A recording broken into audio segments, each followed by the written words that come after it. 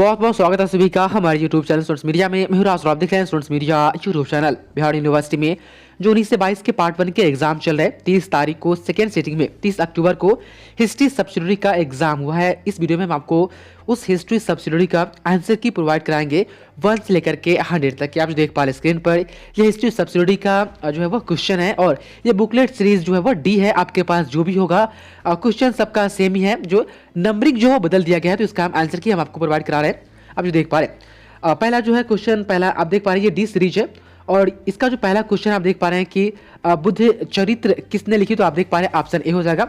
और शिव घोष ने, तो आप देख पा रहे हैं ऑप्शन ए हो जाएगा पहले नंबर क्वेश्चन का। उसके बाद दूसरा है कि लोथल स्थित है, तो देख पा रहे हैं आप बी हो जाएगा गुजरात में। उसके बाद से तीसरा है कि हड़प्पा संस्कृति किस युग की है, तो आप देख पा रहे हैं ऑप्शन बी हो जाएगा राइट आंसर 3 का। उसके बाद से चौथा है कि वेद त्रय है, आप देख पा रहे हैं ऋग्वेद, सामवेद और यजुर्वेद।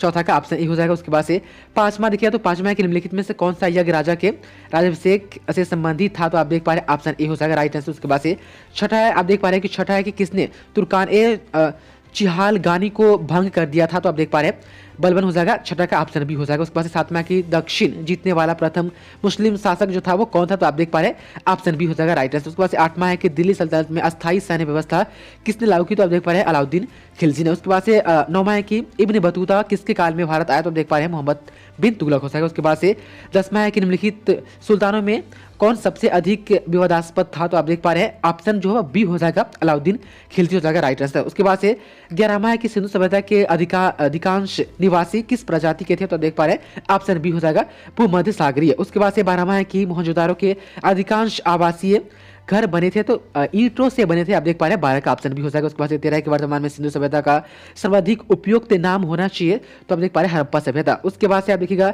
14 तो ऋग्वेद में कुल सूक्तों की संख्या क्या है, तो आप देख पा रहे हैं 228 है, आप देख पा रहे हैं 14 का ऑप्शन ए है। उसके बाद से 15वां है कि आर्यों का मूल निवास स्थान कहाँ था, तो आप देख पा रहे हैं एशिया माइनर हो जाएगा ऑप्शन बी हो जाएगा राइट आंसर 15 का। उसके बाद से यहाँ पर करेक्शन किया गया है बाद में, आप देख पा रहे हैं ये जो टिक किया गया है ये किसी स्टूडेंट के द्वारा एग्जामिनेशन हॉल में टिक किया गया था, जो कि कुछ क्वेश्चन जो है उनके द्वारा टिक किए गए थे वो गलत है, तो बाद में उसको सुधार दिया गया है। तो आप देख पा रहे हैं इसमें सही का टिक लगा हुआ है, ऑप्शन बी हो जाएगा। उसके बाद से आप देखिएगा 16वां की ऋग्वेद में कितने मंडल है, तो आप देख पा रहे हैं ऑप्शन ए हो जाएगा राइट आंसर 10। उसके बाद 17वां आप देखिएगा तो अशोक के अभिलेखों को सर्वप्रथम पढ़ने का श्रेय किसे प्राप्त है, तो आप देख पा रहे हैं जेम्स प्रिंस सेफ हो जाएगा राइट आंसर 17 का ऑप्शन बी। उसके बाद से 18 है कि गुप्त काल का प्रसिद्ध खगोल शास्त्री कौन था, तो आप देख पा रहे हैं आर्यभट्ट हो जाएगा 18 का ऑप्शन ए।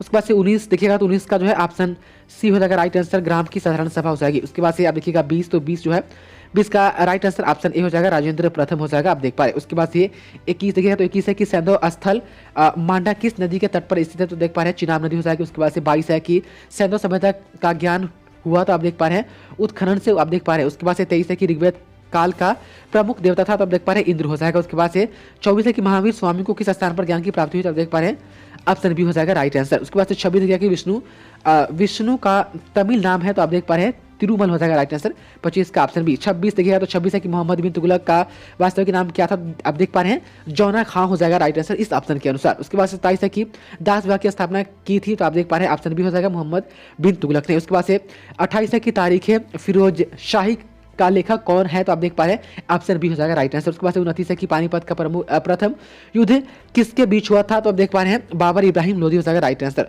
उसके बाद से 30 है कि मौर्य वंश का संस्थापक कौन था, तो आप देख पा रहे हैं चंद्रगुप्त मौर्य हो जाएगा। उसके बाद से 31 है आप देख पा रहे हैं कि अशोक का नाम मिलता है, तो आप देख पा रहे हैं ऑप्शन सी हो जाएगा राइट आंसर, आप देख पा रहे हैं ऑप्शन सी 31 का। उसके बाद से आप देख पा रहे हैं 32 है कि अंतिम मौर्य शासक था, तो आप देख पा रहे हैं ऑप्शन ए हो जाएगा राइट आंसर।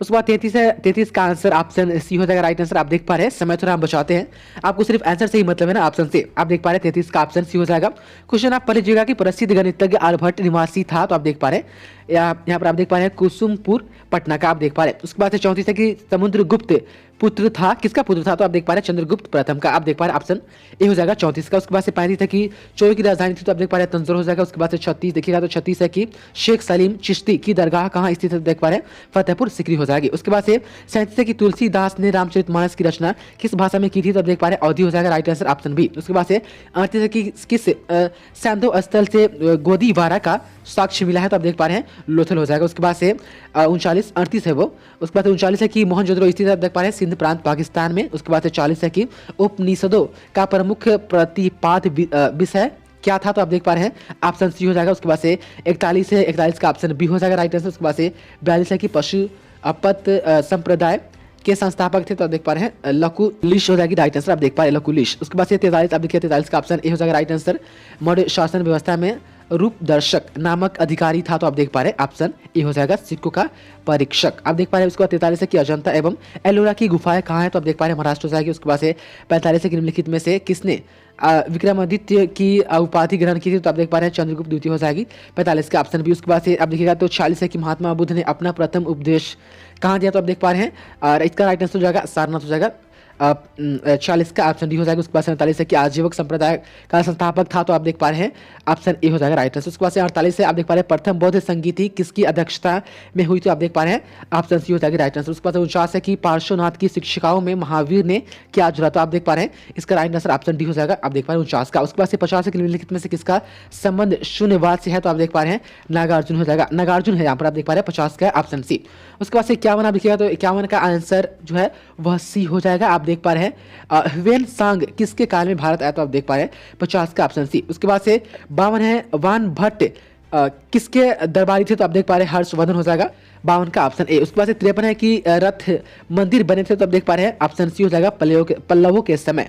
उसके बाद से 54 है कि अहोल अभिलेख में किस युद्ध का वर्णन है, तो आप देख पा रहे हैं ऑप्शन बी हो जाएगा राइट आंसर।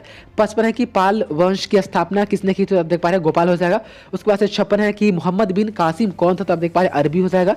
उसके बाद से 57 है कि निम्नलिखित में से किस सुल्तान ने द्वितीय सिकंदर की उपाधि धारण की है, तो आप देख पा रहे हैं बी हो जाएगा अलाउद्दीन खिलजी हो जाएगा। उसके बाद से 58 है कि गुलाम वंश का वास्तविक संस्थापक कौन था, तो देख पा रहे हैं इल्तुतमिश हो जाएगा। उसके बाद से 59 है कि विनय पत्रिका के लेखक कौन थे, तो आप देख पा रहे हैं ऑप्शन बी हो जाएगा राइट आंसर तुलसीदास। उसके बाद से 60 है कि शतन ने कहाँ जन्मे थे, तो आप देख पा रहे हैं बंगाल हो जाएगा। उसके बाद से 61 है कि चारों वेदों में सबसे प्राचीन कौन सा वेद है, तो आप देख पा रहे हैं ऋग्वेद है, हम सब जानते हैं। उसके बाद से 62 है कि मानव द्वारा प्रयोग में लाई गई पहली धातु थी, तो आप देख पा रहे हैं तांबा हो जाएगा, ये भी मॉडल पेपर से आया था, मॉडल पेपर से बहुत सारा क्वेश्चन आया था इस बार हिस्ट्री में, आप देख पा रहे हैं।